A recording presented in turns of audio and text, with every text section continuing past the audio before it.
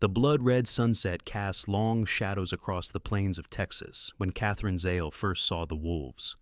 They emerged like specters from the tall grass, their yellow eyes gleaming with hunger as they circled her, drawn by the scent of her fear and the sound of her sobs.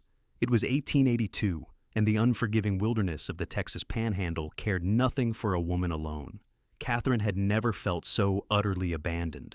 Her stagecoach had been attacked by bandits just miles outside Tascosa. The driver and her traveling companions were dead, scattered across the trail like broken dolls. She alone had escaped, running blindly into the prairie until her legs gave out and she collapsed, her dress torn and stained with blood not her own.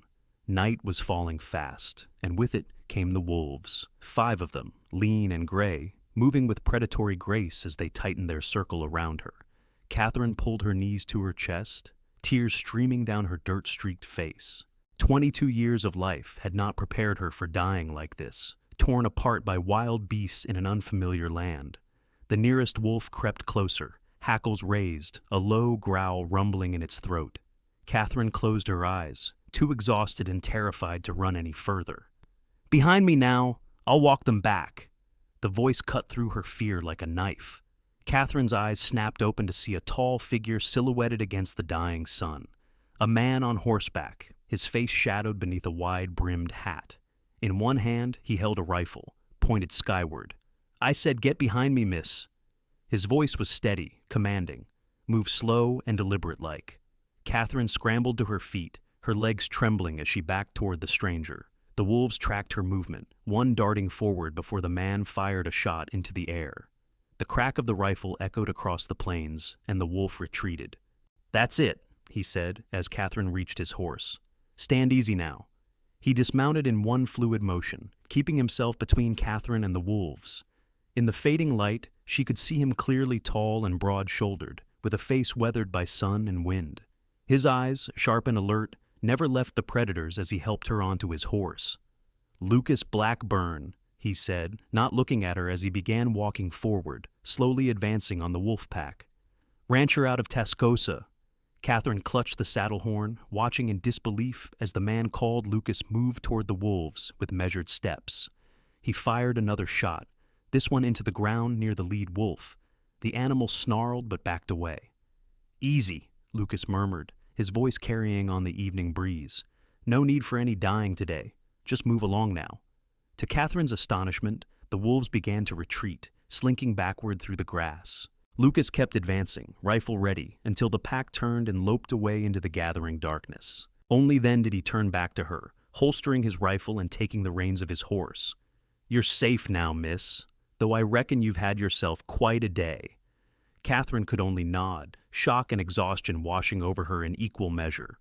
"The stagecoach, bandits." "Figured as much," Lucas said grimly. "Been trouble on that route for months now." He looked up at her, his expression softening slightly. "My ranch is about 3 miles west. Can you hold on that long?" "Yes," Katherine managed, straightening her back, despite the pain coursing through her body. "And it's Katherine Zale. I was heading to Tascosa to stay with my aunt." Lucas nodded, beginning to lead the horse across the darkening prairie.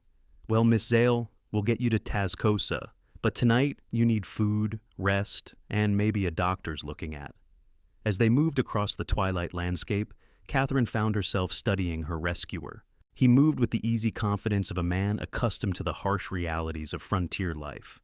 His clothes were simple, but well-kept denim trousers, a faded blue shirt, and a leather vest. A man of perhaps 30, with dark hair visible beneath his hat and a short beard that didn't quite hide the strong line of his jaw.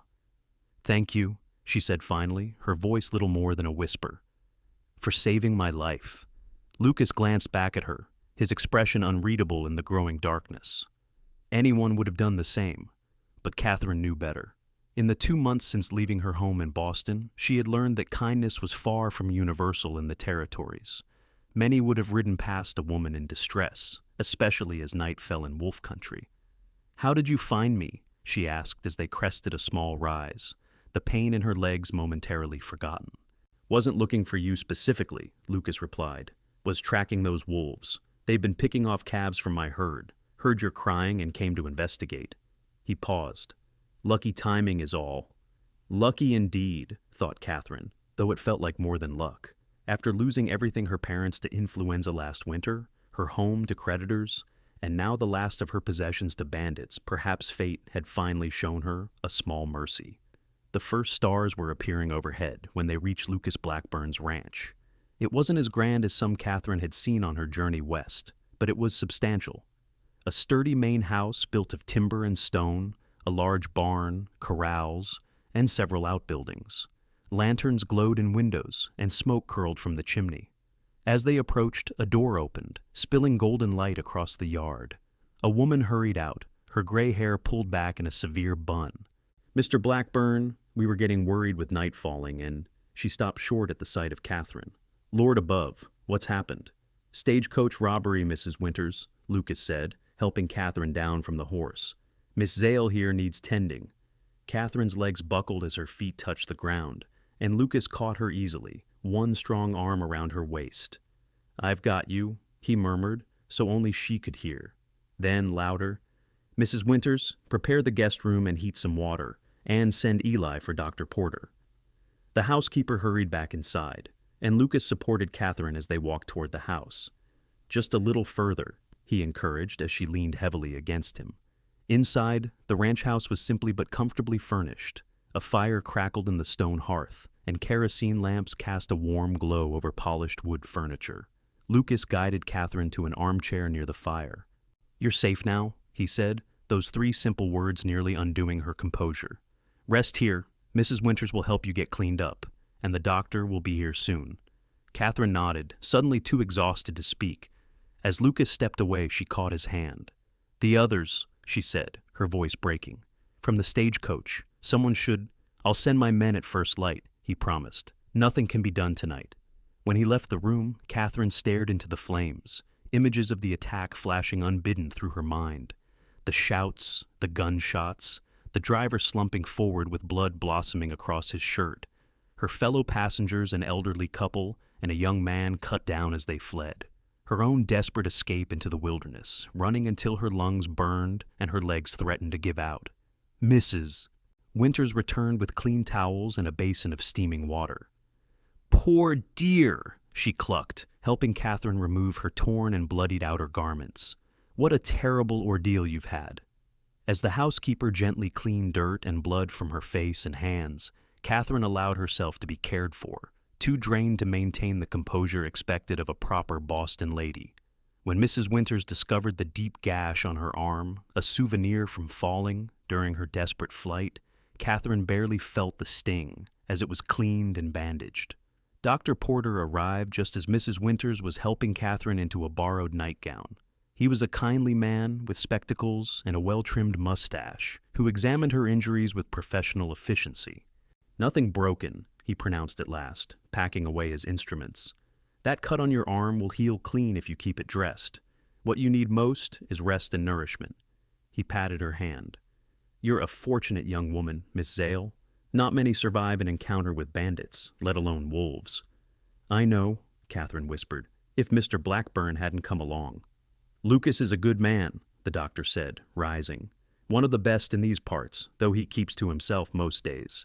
Been that way since he lost his wife and little boy to the fever 3 years back." Katherine's heart constricted at this revelation, suddenly understanding the shadow she'd glimpsed behind her rescuer's eyes. After the doctor left, Mrs. Winters brought a tray with broth, bread, and tea. Katherine ate mechanically, her body demanding nourishment, even as her mind struggled to process all that had happened. She was just finishing when Lucas returned, his hat removed, his dark hair slightly disheveled. "How are you feeling?" he asked, standing awkwardly by the doorway.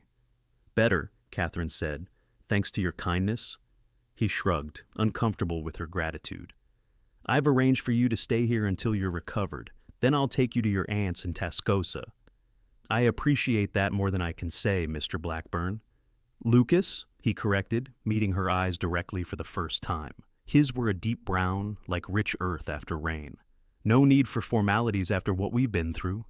Katherine nodded, suddenly aware of how unusual their situation was. She, a proper young woman from Boston, alone in a stranger's home on the Texas frontier. Yet something about Lucas Blackburn inspired trust. "I should let you rest," he said, turning to leave. Lucas, she called after him, the name feeling strange on her tongue. Will you tell me more about the wolves? Why didn't you shoot them? He paused, looking back at her with surprise.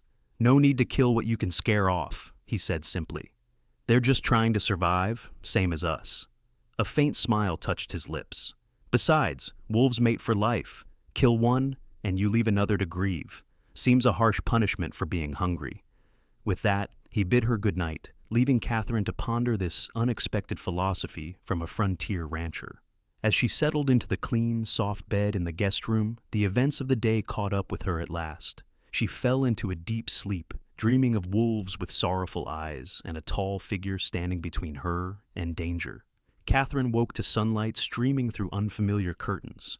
For a disorienting moment, she couldn't remember where she was. Then the memories flooded back: the stagecoach, the bandits, the wolves, and Lucas Blackburn walking them back with nothing but his steady presence and a rifle he'd barely used. She rose gingerly, testing her battered body. Every muscle protested, but nothing seemed permanently damaged. On a chair near the bed, she found a simple cotton dress, clearly borrowed but clean and presentable.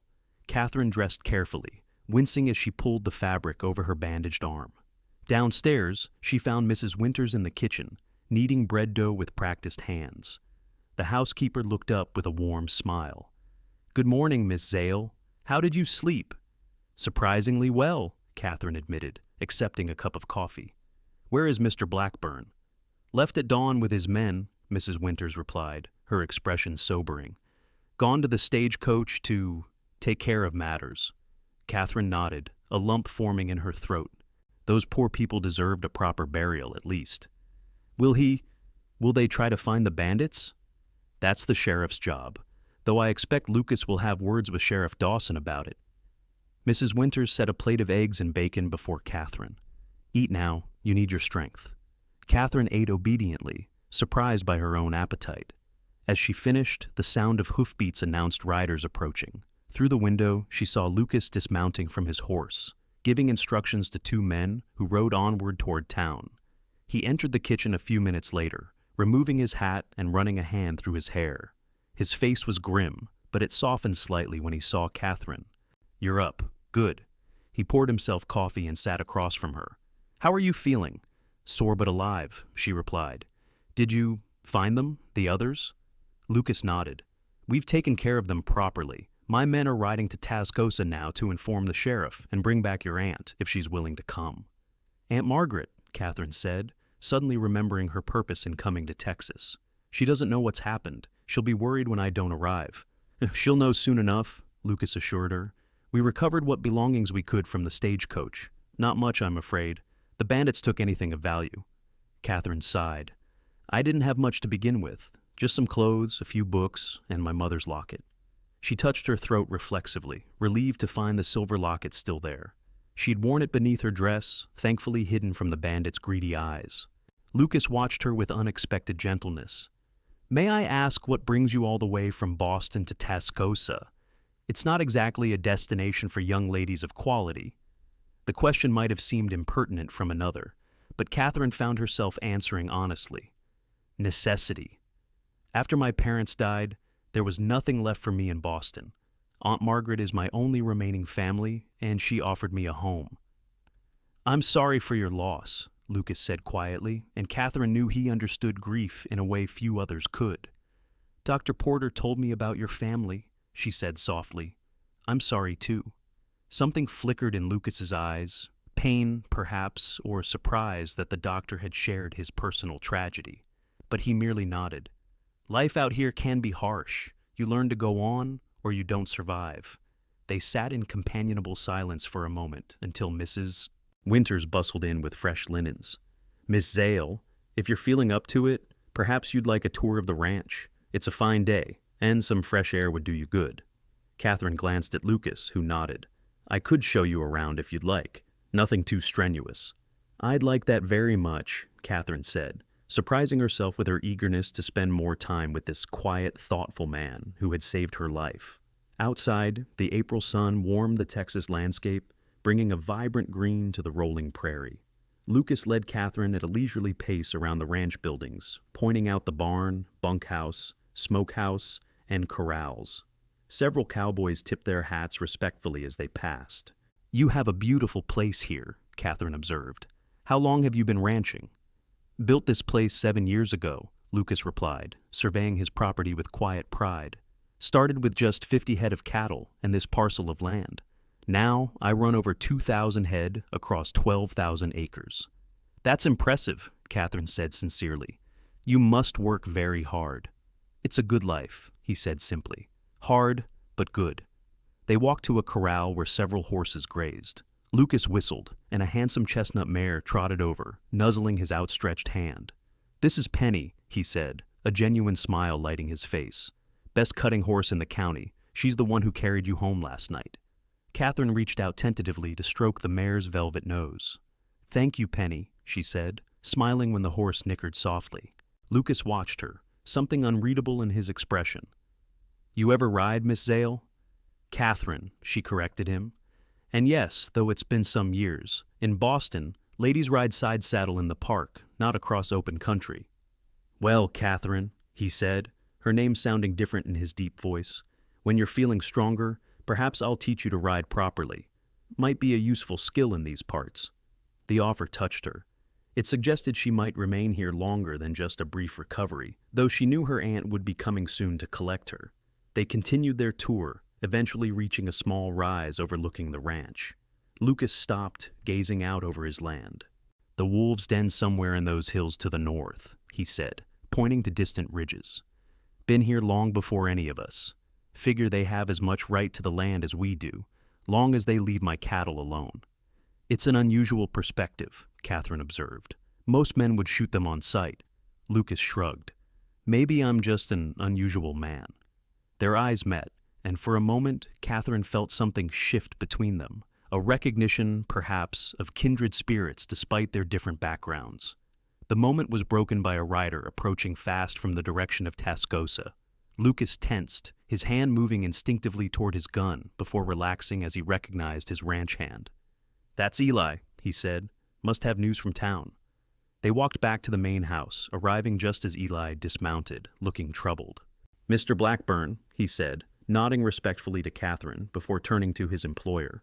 "Found Miss Zale's aunt. She's coming, but not till tomorrow. Something about preparing proper accommodations." He hesitated. "There's more.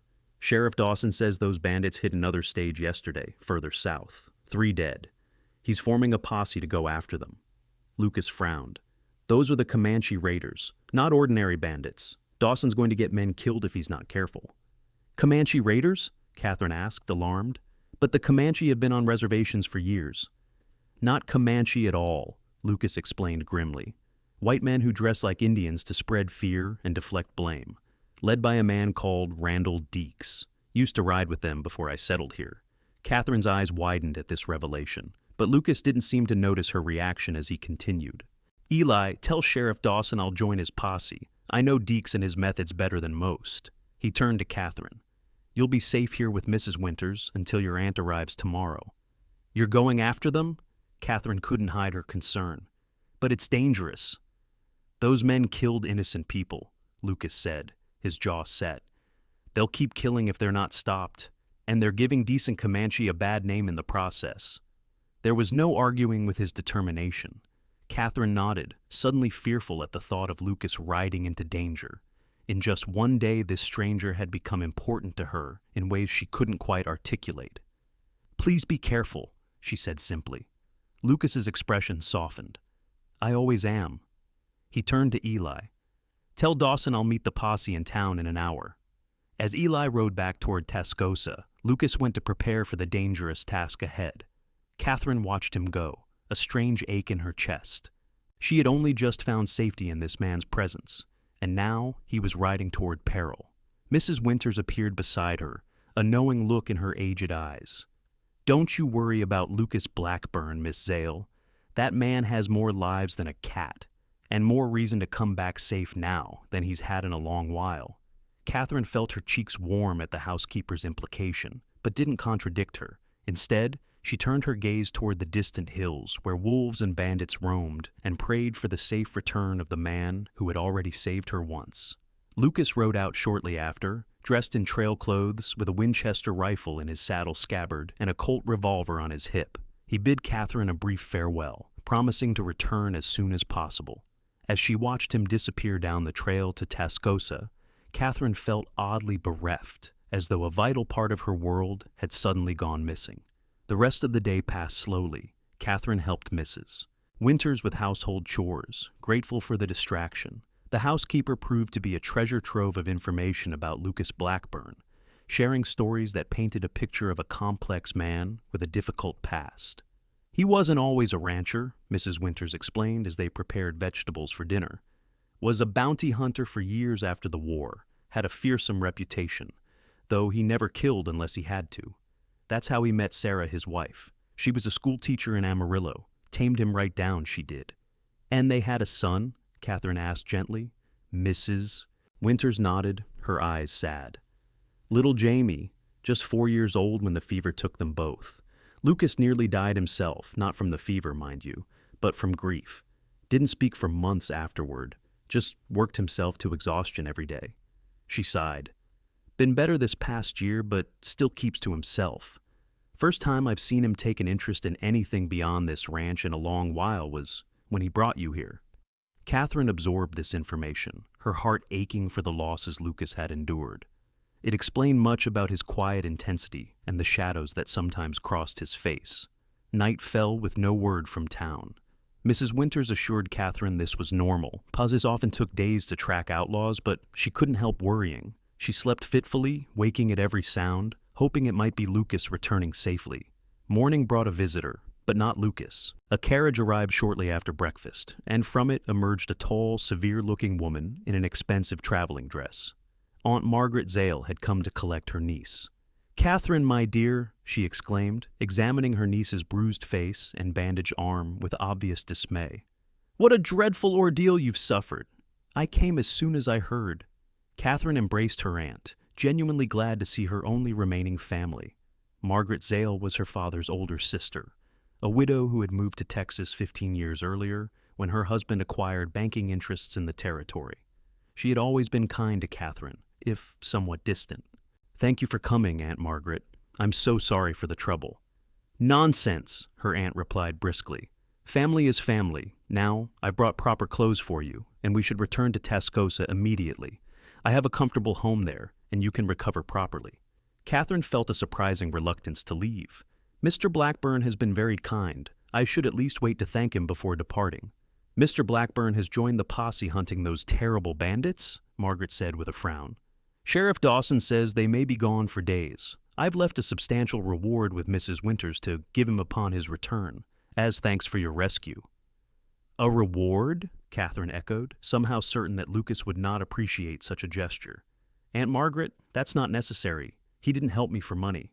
Nevertheless, her aunt said firmly, now let's collect your things. The doctor in Tascosa is expecting us, and I want him to examine you properly. Reluctantly, Katherine gathered the few belongings recovered from the stagecoach robbery and the borrowed dress she'd been wearing. She wrote a heartfelt note of thanks to Lucas, finding it difficult to express her gratitude adequately on paper. In the end, she simply promised to call upon him when he returned to Tascosa, if he would permit it. As the carriage pulled away from the Blackburn ranch, Katherine looked back at the place that had been her refuge for such a brief time. Something told her she was leaving more than just a house, and the kind housekeeper who had tended her. She was leaving a place where, against all odds, she had begun to feel she might belong. Tascosa in 1882 was a growing frontier town, its streets lined with a mix of substantial buildings and hastily constructed wooden structures. Aunt Margaret's home was one of the finer residences, a 2-story house with a wide veranda and carefully tended garden, evidence of her status as the widow of a successful banker. Katherine was installed in a comfortable guest room, visited by the town doctor, and encouraged to rest. Over the next few days, she learned more about her aunt's life in Tascosa. Margaret had become a respected figure in the community, serving on the church board and the school committee. She lived alone except for her housekeeper and a manservant, maintaining the dignified existence expected of a banker's widow. I think you'll find Tascosa quite civilized, Margaret told Katherine over tea on her 3rd day in town. We have a ladies' literary society, regular church socials, and several respectable families. There's even talk of building an opera house next year. Katherine nodded politely, though she found herself less interested in Tascosa's social opportunities than in news of the posse.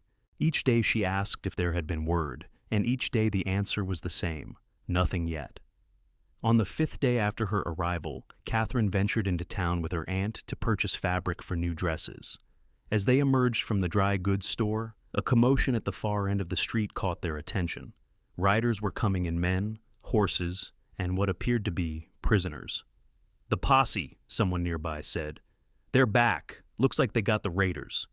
Katherine's heart leaped. "Aunt Margaret, may we see?" Her aunt frowned. "It's hardly a suitable spectacle for ladies, Katherine." But Katherine was already moving toward the gathering crowd, drawn by an urgency she couldn't explain. Her aunt followed reluctantly, muttering about impropriety. The posse had indeed returned victorious. Sheriff Dawson rode at the front, his weathered face grim but satisfied.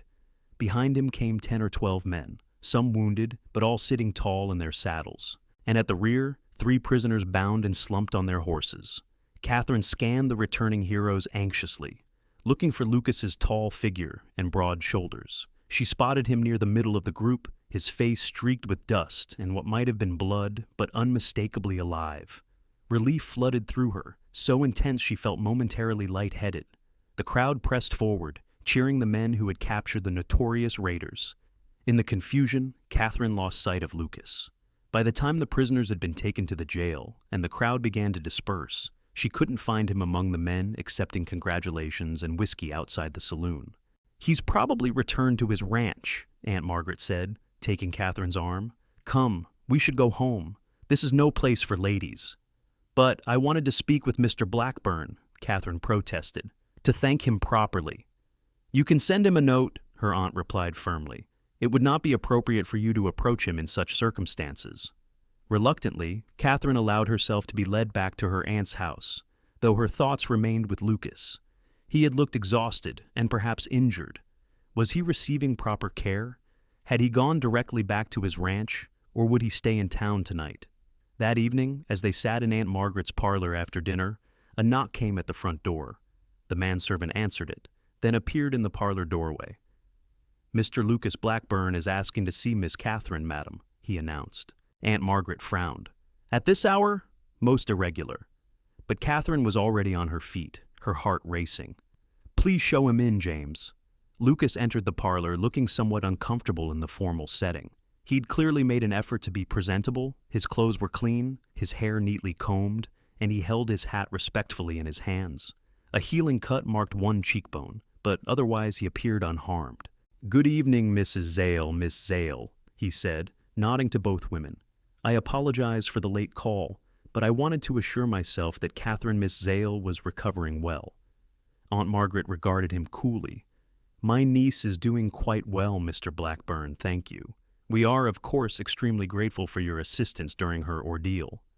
"It was nothing," Lucas said, his eyes finding Katherine's.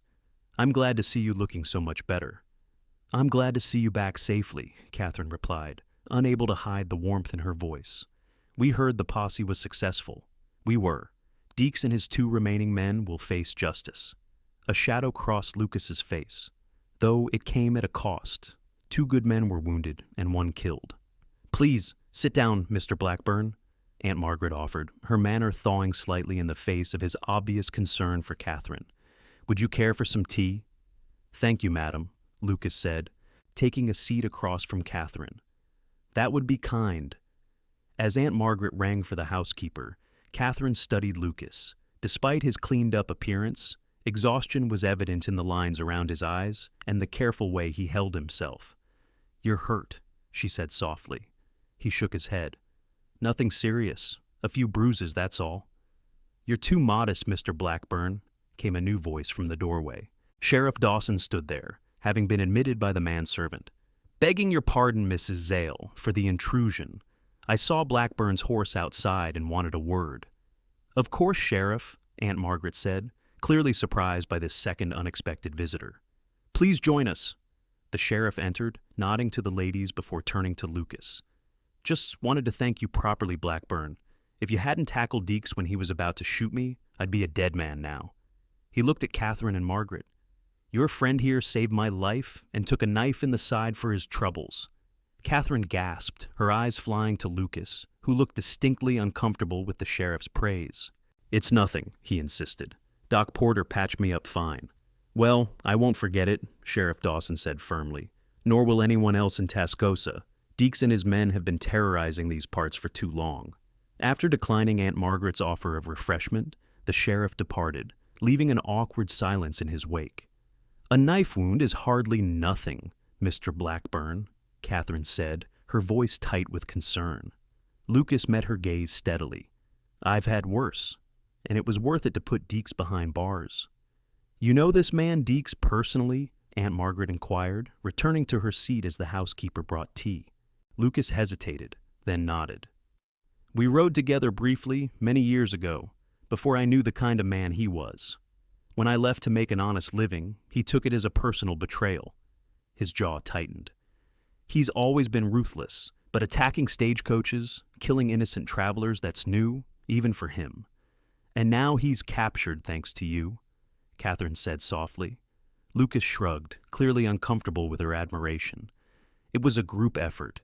The whole posse deserves credit." They spoke for another half hour, the conversation gradually becoming more relaxed as Aunt Margaret's initial reserve gave way to genuine interest in Lucas's account of the capture. Katherine said little, content to observe the interaction and the way Lucas occasionally glanced her way, as though seeking her reaction.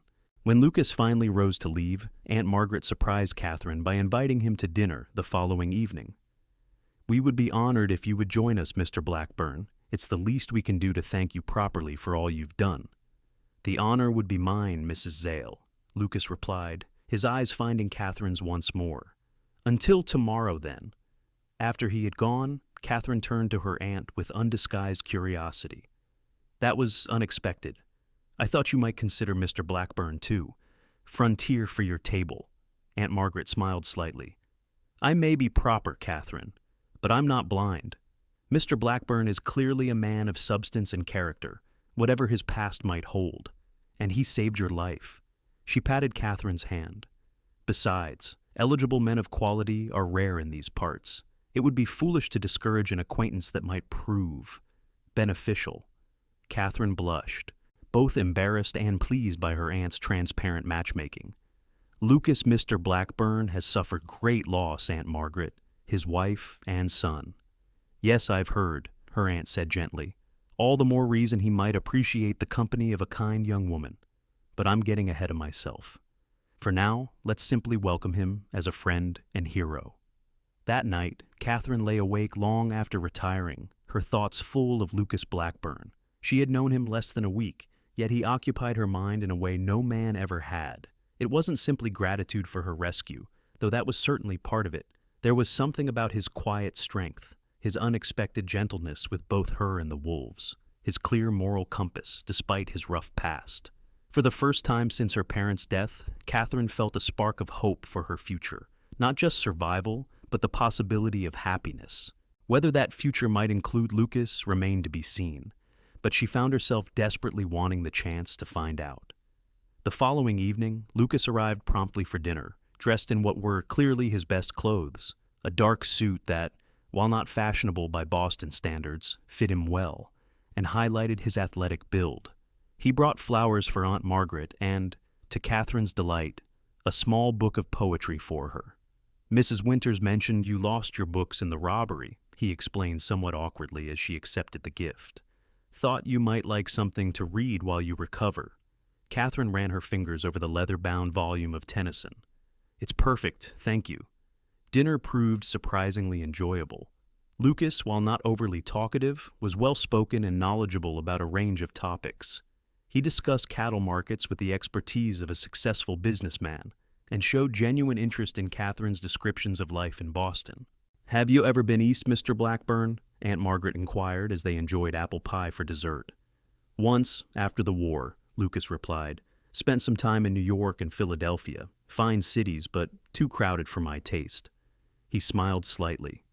"Out here, a man can breathe, can see the stars properly at night."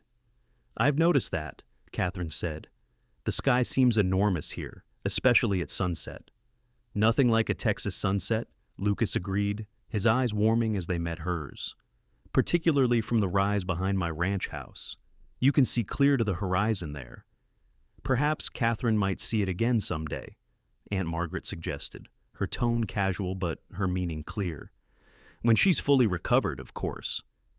She'd be welcome any time, Lucas said quietly. As would you, Mrs. Zale. After dinner, while Aunt Margaret excused herself to speak with the housekeeper about tomorrow's meals, Katherine and Lucas were left alone in the parlor. An awkward silence fell between them, charged with unspoken thoughts. How is your side healing? Katherine finally asked. Well enough, Lucas replied. Doc says I should avoid breaking up fights and chasing bandits for a few weeks, but otherwise I'll be fine. Katherine smiled. Sage advice. Will you follow it? I'll try, he promised, a hint of humor in his eyes. Then, more seriously, Katherine, I wanted to ask, that is, I was hoping. He was interrupted by Aunt Margaret's return. The moment passed, but something had shifted between them, an acknowledgement of possibilities. As Lucas prepared to depart, he hesitated at the door. I was wondering, Miss Zale Katherine, if you might consider coming out to the ranch this weekend. For tea, perhaps. Mrs. Winters would be delighted to see you, and I could show you the improvements we've made since your stay. Before Katherine could respond, Aunt Margaret stepped in smoothly. What a lovely idea. Katherine has been confined to the house too much during her recovery. A short excursion would do her good, provided I accompany her, of course. Of course, Lucas agreed, though Katherine thought she detected a flicker of disappointment at the suggestion of a chaperone. Then it's settled, Aunt Margaret declared. Saturday afternoon would be perfect if that suits you, Mr. Blackburn. Saturday it is, he confirmed, his eyes finding Katherine's once more. Until then, ladies. After he had gone, Katherine turned to her aunt with raised eyebrows. That was very progressive of you, Aunt Margaret. I half expected you to discourage any further association with Mr. Blackburn. Her aunt smiled knowingly. As I said, Katherine, I'm not blind. I see the way he looks at you and the way you look at him. Besides, he's proven himself a man of courage and principle. Those qualities outweigh any roughness around the edges. Katherine embraced her aunt impulsively. Thank you for understanding. Don't thank me yet, Margaret warned, though her eyes were kind. Society has rules for a reason, and I intend to ensure they're observed. But I won't stand in the way of a proper courtship, should that be where this is heading. A proper courtship. The words sent a flutter through Katherine's chest. Was that what this was becoming? And if so, was she ready for it, so soon after losing her parents and her former life? Yet, as she prepared for bed that night, Katherine found herself eagerly anticipating Saturday's visit.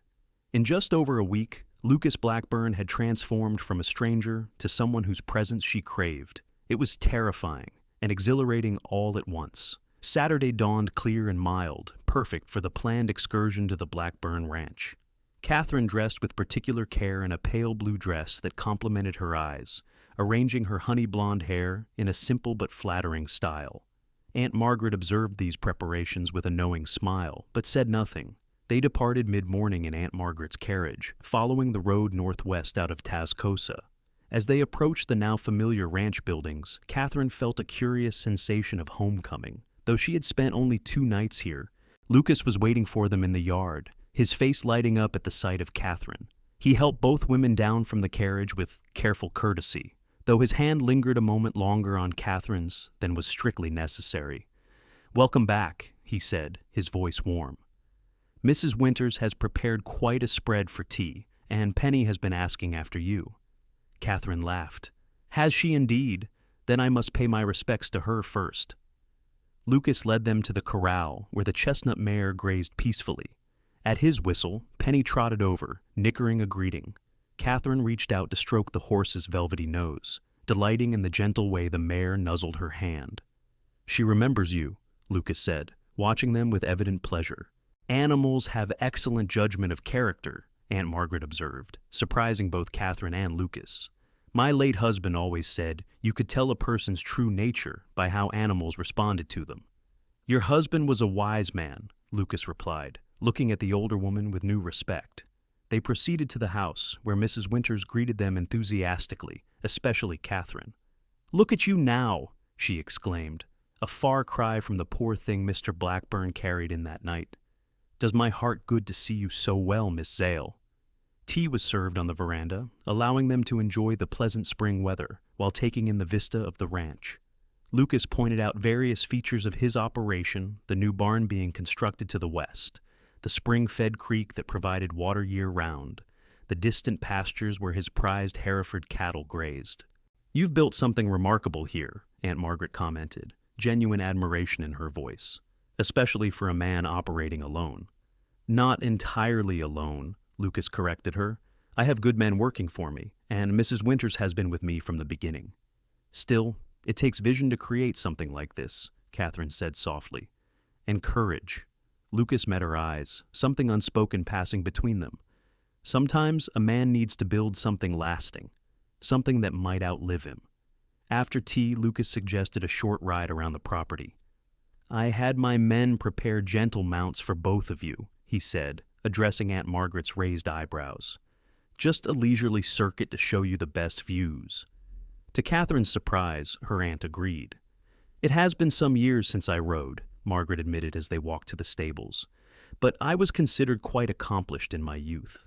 They set out at an easy pace, Lucas leading the way on Penny, while Katherine and her aunt followed on well-mannered geldings. The ranch was even more beautiful on horseback, with wildflowers dotting the grassland and cottonwoods marking the course of the creek.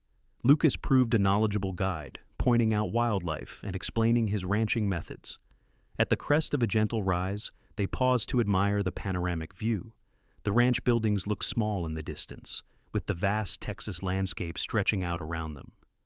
"This is my favorite spot on the whole property," Lucas said quietly to Katherine, who had drawn her horse up beside his. "Especially at sunset, when the sky turns all shades of red and gold." "I can see why," she replied, breathing in the clean, sage-scented air. "It's breathtaking." A comfortable silence fell between them, broken only when Aunt Margaret tactfully suggested they should start back if they were to reach Tascosa before dark. As they approached the ranch house once more, a rider came galloping toward them, raising dust from the trail. Lucas tensed, his hand moving instinctively to the revolver at his hip. "It's Eli," he said, recognizing his ranch hand. "Something's wrong." Eli pulled his lathered horse to a stop before them, his expression urgent. "Mr. Blackburn, there's been a jailbreak in Tascosa. Deeks and his men escaped, killed a deputy. Sheriff's forming another posse." Lucas's expression hardened. "When?" "About 2 hours ago. Sheriff sent riders to all the nearby ranches." Eli glanced nervously at Katherine and her aunt. "Thought you should know, with the ladies visiting and all. Deeks was making threats about you before he escaped, said he had scores to settle." A chill ran through Katherine at these words. Lucas turned to them, his face grim but composed. "We need to get you ladies back to town immediately. Eli, ride ahead to the house and tell Mrs. Winters to prepare the buckboard. We'll take that instead of the carriage, faster and less conspicuous." As Eli galloped toward the ranch buildings, Lucas guided their small party at a quicker pace. "I'm sorry about this," he said to Katherine and Margaret. "I don't want to alarm you, but Randall Deeks is dangerous when cornered. If he's made threats against me, it's best you're not anywhere near my property." "We understand," Aunt Margaret said with remarkable composure, "though I'm concerned for your safety as well, Mr. Blackburn." "I can handle Deeks," Lucas assured her, though Katherine detected a hint of worry behind his confident words. They reached the ranch yard to find Mrs. Winters already loading the buckboard with provisions. "Thought you might need food for the journey," she explained as Lucas helped the women dismount. "Thank you, Mrs. Winters, but we should be back in Tascosa within 2 hours," Lucas said, checking his revolver. "I want you to bar all doors and windows after we leave. Tell the men to keep watch and fire 3 shots if there's trouble." The housekeeper nodded grimly. "Be careful, Mr. Blackburn. That Deeks is a devil if ever I saw one." Within minutes they were on their way, Lucas driving the buckboard at a brisk pace while Katherine and her aunt sat behind him, holding tight as they bounced along the trail. Katherine couldn't help glancing back at the ranch, a sense of foreboding settling over her. "He'll be all right, won't he?" she asked her aunt in a low voice. Margaret patted her hand reassuringly. "Mr. Blackburn strikes me as a man who knows how to take care of himself, and the sheriff will have his posse organized by the time we reach town." They had covered perhaps half the distance to Tascosa when Lucas suddenly pulled the horses to a stop, his body tense as he scanned the landscape ahead. "What is it?" Katherine asked, her heart pounding. Dust, Lucas said tersely, pointing to a faint cloud rising from behind a stand of scrub oak about a quarter-mile ahead. Riders coming fast from the direction of town. Could it be the sheriff's posse? Aunt Margaret suggested. Lucas shook his head. Posse would be larger, and they'd be heading toward my ranch, not away from town. He made a quick decision, turning the buckboard off the trail. We need to take cover. There's an old line shack about half a mile south of here. We can wait there until we're sure it's safe. He drove rapidly across the open prairie, keeping the stand of trees between them and the approaching riders. Katherine held tightly to the side of the buckboard, fear and excitement mingling in her veins. Beside her, Aunt Margaret remained remarkably calm, though her knuckles were white where she gripped her parasol. The line shack proved to be a small, weathered structure nestled against a rocky outcropping. Lucas helped them down from the buckboard and led the horses behind the building, out of sight from the trail. Stay inside, he instructed, ushering them through the door. I'm going to take a look from those rocks, see who's coming. Be careful, Katherine said, catching his arm. Their eyes met briefly, conveying more than words could express, before Lucas nodded and slipped out. Inside, the shack was Spartan, but clean, a single room with a narrow cot, a small table and chair, and a tiny stove. Peering through a grimy window, Katherine could see Lucas climbing the rocky slope behind the shack, keeping low. He's very capable, Aunt Margaret observed, watching her niece's worried expression. Try not to fret, Katherine. I can't help it, she admitted. If anything happened to him because of us, because of me. Nothing that has happened is your fault, her aunt said firmly. Mr. Blackburn chose to rescue you, chose to pursue those bandits, and is now choosing to protect us. He's a grown man making his own decisions. Before Katherine could respond, the door opened and Lucas slipped back inside, his expression grim. It's Deeks and two others, he confirmed. They're headed straight for my ranch. Must have gotten my location from the deputy they killed. He checked his revolver again. I need to warn Mrs. Winters and the men. But that's 3 against 1, Katherine protested. You can't go alone. I won't engage them directly, Lucas assured her. Just fire a warning shot to alert my people, then circle back here for you. He hesitated, then pulled a small derringer from his boot. Take this, just in case. Bar the door after I leave. Don't open it for anyone but me. Katherine accepted the small pistol with reluctance, her heart sinking as Lucas prepared to leave. Promise me you'll be careful, she insisted. I promise, he said softly, his eyes holding hers for a moment before he turned to Aunt Margaret. Take care of each other. I'll be back as soon as I can. After he left, Katherine barred the door as instructed and took up position by the window, the derringer clutched in her hand. Aunt Margaret sat calmly at the small table, her posture as proper as if she were in her own parlor. Your Mr. Blackburn is quite the hero, she remarked, a hint of approval in her tone. He's not my Mr. Blackburn, Katherine replied automatically, though the thought sent a flutter through her chest. Not yet, perhaps, her aunt said with unexpected humor, but I've seen the way he looks at you, Katherine, and the way you look at him. Katherine couldn't deny it, nor did she want to. It's happened so quickly, she admitted. I barely know him, yet I feel as though I've known him forever. Sometimes the heart recognizes what the mind has yet to discover, Margaret said gently. Your parents met and married within a month, you know. Everyone said it wouldn't last, yet they were devoted to each other for 25 years. This revelation surprised Katherine. I never knew that. Your father was impulsive in love, just as you seem to be. Her aunt smiled. It's not always a bad thing, especially when the object of one's affections proves worthy. Their conversation was interrupted by the distant crack of a rifle shot, then another. Katherine rushed to the window, straining to see anything in the gathering dusk. That came from the direction of the ranch, she said anxiously. More shots followed a regular exchange of gunfire that suggested a serious confrontation. Katherine paced the small room, the derringer still in her hand, torn between fear for Lucas and frustration at being unable to help. We should do something, she said finally, turning to her aunt. We are doing something, Margaret replied calmly. We're staying safe, as Mr. Blackburn asked, so he doesn't have to worry about us while dealing with those criminals. Katherine knew her aunt was right, but it didn't ease her anxiety. The gunfire had stopped, leaving an ominous silence. Minutes stretched into an hour with no sign of Lucas. As darkness fell completely, Katherine lit the single lamp in the shack, though she kept it dim. What if he's hurt? She whispered. What if he needs help? Then the sheriff and his posse will provide it, Aunt Margaret said firmly. We would only put ourselves in danger by venturing out now. Another hour passed in tense silence. Katherine had nearly given up hope when she heard the soft sound of approaching hoofbeats, just one horse, moving slowly. She extinguished the lamp and peered cautiously out the window, the derringer ready. Someone's coming, she whispered to her aunt. Just one rider. They waited in breathless silence as the rider approached the shack. In the moonlight, Katherine could finally make out the familiar silhouette of Lucas on Penny, moving at a weary pace. Relief flooded through her. "It's him!" she exclaimed, hurrying to unbar the door. Lucas dismounted stiffly, leading Penny to the back of the shack. When he entered, Katherine had to stifle a gasp. His shirt was torn and bloodied, his face streaked with dirt and what looked like gunpowder. But he was alive, and his eyes found hers immediately. "Everyone's safe at the ranch," he said before she could ask. "Deeks and one of his men won't be troubling anyone again. The third escaped, but he's wounded. Sheriff Dawson and his posse arrived just as it was ending." "And you?" Katherine asked, noticing how he favored his left side, the same side where he'd been wounded during the first confrontation with Deeks. "I'll live," Lucas said grimly. "Reopen that knife wound is all. Mrs. Winters can stitch it up again when we get back." "You need attention now," Aunt Margaret declared, surprising them both by taking charge. "Katherine, there should be water in that bucket. Mr. Blackburn, sit down before you fall down."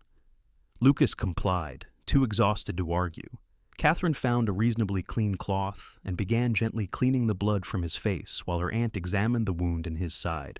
"The bleeding has nearly stopped," Margaret announced after a careful inspection. "But it will need proper cleaning and bandaging when we return to town." "We'll leave at first light," Lucas said, wincing slightly as Katherine dabbed at a cut above his eye. "It's too dangerous to travel these trails at night, especially with one of Deeks's men still out there." "Then we'll make do here," Aunt Margaret decided. "Katherine and I will take the cot. Mr. Blackburn, I trust you can make yourself comfortable by the stove." Lucas nodded, his eyes never leaving Katherine's face as she tended to him. "I'm sorry about all this," he said quietly. "This isn't what I had in mind for your visit." Katherine smiled despite her concern. "I'm just grateful you're alive. When I heard those shots—" "Deeks and his men fired first," Lucas explained. "They came in shooting, probably hoping to catch me unprepared. But Eli had warned everyone, and my men were ready." His expression darkened. "Deeks came straight for me, said he'd been waiting years to put me in the ground. And now he's the one in the ground," Katherine said softly, finishing her ministrations. "It was him or me," Lucas replied, a hint of old pain in his voice. "I didn't want to kill him, even after everything he'd done. Tried to take him alive, but he wouldn't have it any other way." Katherine laid her hand gently over his. "You did what you had to do, to protect yourself and others." Lucas's fingers curled around hers, warm and strong despite his exhaustion. "Thank you," he said simply, the words carrying a weight of meaning beyond mere gratitude for her care. Aunt Margaret cleared her throat discreetly, reminding them of her presence. "We should try to get some rest. Tomorrow will be a long day." The night passed uncomfortably but safely. Katherine slept little, sharing the narrow cot with her aunt, while Lucas dozed fitfully by the stove. Each time she opened her eyes, she found him awake, keeping watch despite his injuries. Dawn broke clear and cool, revealing a landscape washed clean by morning dew. Lucas checked outside carefully before helping the women into the buckboard. The ride back to the ranch was tense but uneventful, with Lucas scanning their surroundings constantly for any sign of the escaped outlaw. At the ranch, they were greeted with relief by Mrs. Winters and the ranch hands. Sheriff Dawson was there too, having returned with several deputies to secure the area. "Blackburn," the sheriff acknowledged with newfound respect. "Your men told me what happened. Deeks came in shooting, aiming straight for you. You had no choice." Lucas nodded grimly. "What about the one who got away?" "Miles Davis," the sheriff supplied. "He's wounded bad, according to my tracker. Heading south, bleeding heavy, he won't get far." He glanced at Katherine and Margaret. "Ladies, I've got men who will escort you safely back to town. Blackburn here needs to stay put and let the doc look at that side." Katherine looked to her aunt, silently pleading. To her relief, Margaret nodded. "Actually, Sheriff," the older woman said smoothly, "I believe I should stay to ensure proper care for Mr. Blackburn, considering his injury was sustained while protecting my niece. Katherine can return to town with your men if she wishes."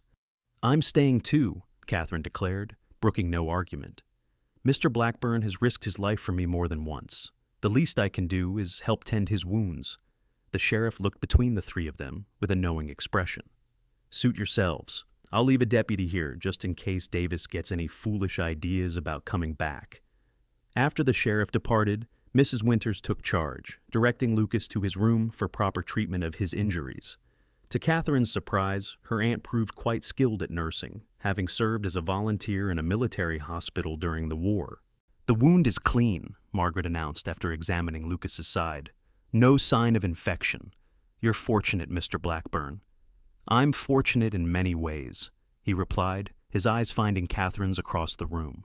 The day passed quietly as Lucas rested under the watchful eyes of Mrs. Winters, Margaret, and especially Katherine, who found herself reluctant to leave his side. By evening, word came from town that the escaped outlaw, Miles Davis, had been found dead from his wounds several miles south of the ranch. "It's over then," Lucas said, as they sat together on the veranda after dinner, watching the sunset paint the sky in brilliant hues. "Deeks and his men won't threaten anyone again." "You've made the territory safer for everyone," Aunt Margaret observed. "That's something to be proud of, Mr. Blackburn." "Lucas," he corrected gently. "After all we've been through, Mrs. Zale, I think we can dispense with formalities." "Then you must call me Margaret," she replied with unexpected warmth. "And I believe I'll retire early. It's been quite an eventful 2 days." With a meaningful glance at Katherine, she added, "Don't stay up too late, dear. We should return to town tomorrow if Lucas is well enough to travel." After her aunt had gone inside, Katherine moved her chair closer to Lucas's. "How are you feeling truly?" "Better by the minute," he replied, his voice softening as he looked at her.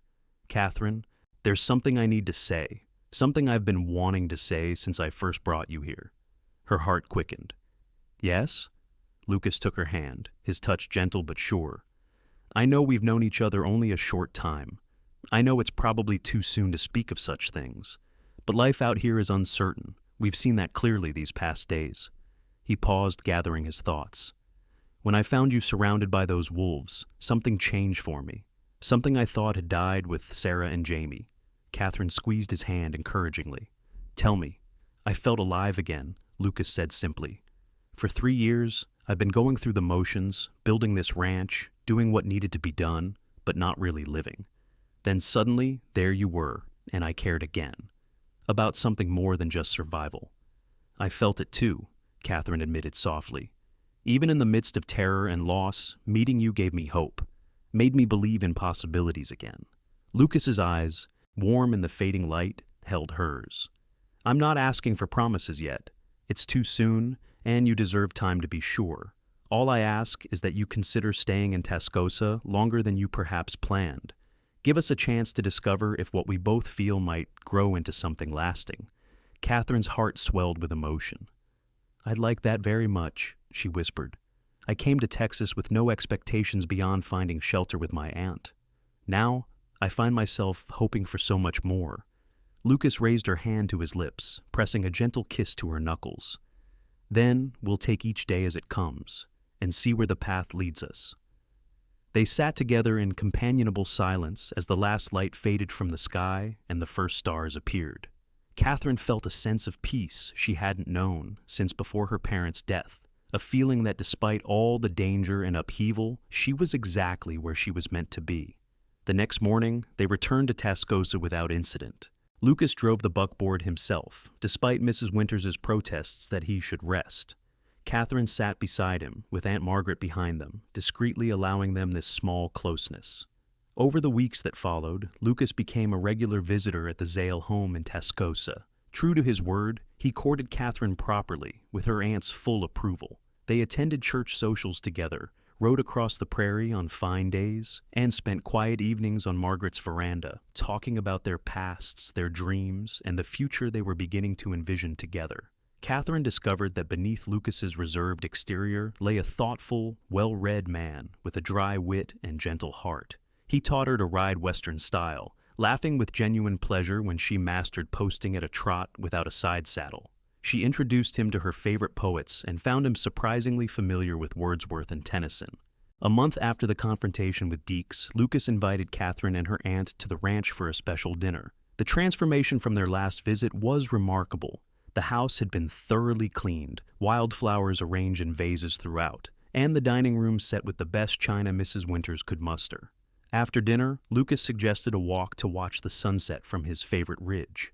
Aunt Margaret, in a display of trust that touched Katherine deeply, waved them off with only a mild admonition to return before dark. As they reached the crest of the ridge, the western sky was already ablaze with color crimson and gold streaking across the horizon, painting the landscape in warm light. "It's even more beautiful than I remembered," Katherine said, gazing out at the vast panorama. "It's more beautiful because you're here to share it," Lucas replied softly.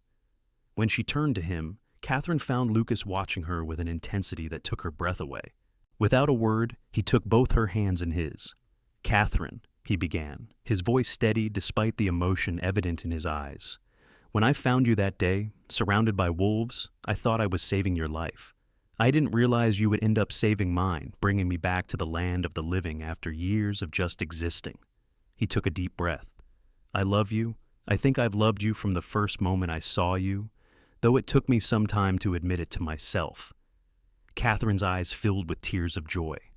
"I love you too," she whispered. "So much." Lucas smiled, then surprised her by dropping to one knee. From his pocket, he withdrew a small velvet box. "Katherine Zale, would you do me the extraordinary honor of becoming my wife, of building a life with me here, watching the sunset from this ridge for as many years as we're granted together?" Katherine's heart soared. "Yes," she said without hesitation, tears spilling down her cheeks. "Yes, Lucas Blackburn, I will marry you." The ring he placed on her finger was simple but beautiful, a gold band set with a single pearl surrounded by tiny diamonds. "It was my mother's," Lucas explained as he rose to his feet. "I've kept it safe, waiting for the day I might find someone to give it to. Someone who would understand its value isn't in the stones, but in the love it represents." "It's perfect," Katherine said, admiring how it caught the light of the setting sun. "Just perfect." Lucas drew her into his arms then, and their first kiss was everything Katherine had dreamed it might be, tender and sweet, yet filled with the promise of passion to come. When they finally parted, both were breathless.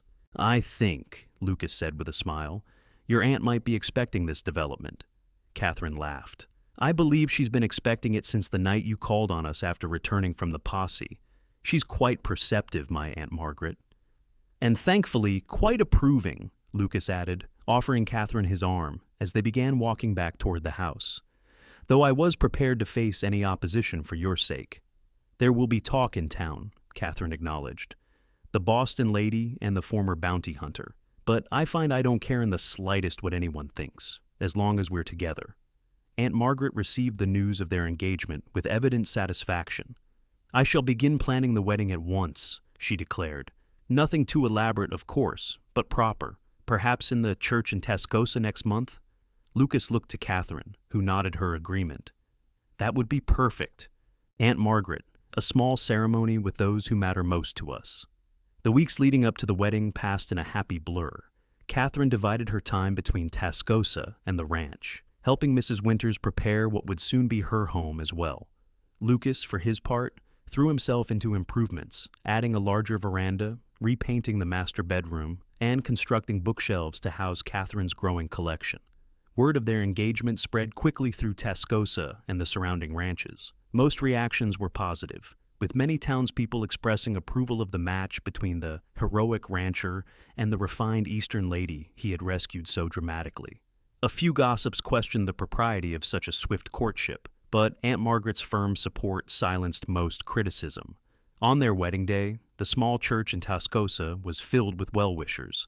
Lucas stood at the altar looking uncharacteristically nervous in a new black suit, flanked by his foreman Eli as best man. When Katherine appeared at the door on the arm of Sheriff Dawson, who had offered to give her away, a hush fell over the congregation. She wore a dress of ivory satin, simple but elegant, with her mother's lace veil and a bouquet of wildflowers from the ranch. As she walked slowly down the aisle toward Lucas, Katherine felt a profound sense of rightness. Every step of her difficult journey, the loss of her parents, the long trip west, Even the terrible stagecoach robbery had led her to this moment, to this man. When Lucas took her hands in his eyes shining with love, Katherine knew without doubt that she had found her home. The ceremony was brief but meaningful, their voices clear and certain as they exchanged vows. And when the minister pronounced them husband and wife, Lucas's kiss held both tenderness and promise. The celebration afterward at Aunt Margaret's house was joyful and relaxed. Mrs. Winters had outdone herself with a wedding feast that combined Eastern refinement with Western abundance. Katherine and Lucas moved among their guests, accepting congratulations and well wishes from townspeople and ranch hands alike. As the afternoon waned, they prepared to depart for the ranch, their home now. Aunt Margaret embraced Katherine tightly. "I am so happy for you, my dear," she whispered. "Your parents would be proud to see you today." "Will you be all right alone?" Katherine asked, suddenly concerned about leaving her aunt. Margaret smiled. "I am perfectly content, Katherine. Besides, you'll only be a few miles away, and I expect frequent visits from both of you." Lucas approached, offering his arm to his new wife. "Ready to go home, Mrs. Blackburn?" Katherine's heart swelled at the name. "More than ready, Mr. Blackburn." They rode to the ranch in the buckboard, now decorated with ribbons and flowers by the mischievous ranch hands. As they approached, Katherine gasped in delight. The entire house was illuminated with lanterns, creating a welcoming glow in the gathering dusk. "A little surprise," Lucas explained, helping her down. "I wanted our first night home to be special." Inside, more lanterns cast golden light over rooms now partially furnished with Katherine's belongings. A fire crackled in the hearth, despite the mild spring evening, and fresh flowers adorned every table. "It's beautiful," Katherine breathed, turning to embrace her husband. "Everything is perfect." Lucas gathered her close, his arms strong and secure around her. "Not everything," he murmured against her hair, "but we'll build our life together, day by day. And that will be perfect enough for me." That night, as stars filled the vast Texas sky outside their window, Katherine and Lucas discovered each other fully for the first time. Their love, born in danger and nurtured through adversity, blossomed in the intimacy they shared, tender yet passionate, each giving and receiving with equal measure. Afterward, lying in Lucas's arms, Katherine felt a contentment she had never known possible. "I love you," she whispered, pressing a kiss to his chest, just above his heart. "And I love you," he replied, his voice deep with emotion. "More than I ever thought possible." In the months and years that followed, their love only deepened. The ranch prospered under their joint care, with Lucas handling the cattle operation, while Katherine established a small school for the children of the ranch hands and neighboring homesteads.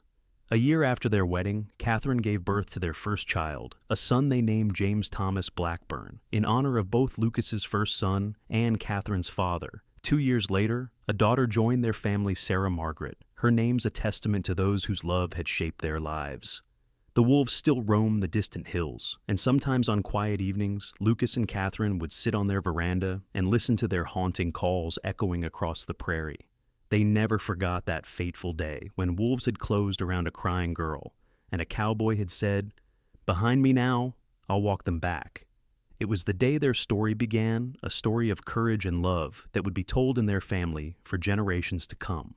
A story that proved how the darkest moments can sometimes lead to the brightest futures, if one has the courage to follow where the heart leads.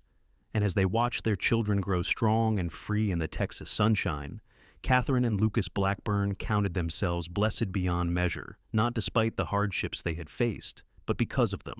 For it was in those challenges that they had discovered their true selves and the enduring power of a love born in the wild heart of the West.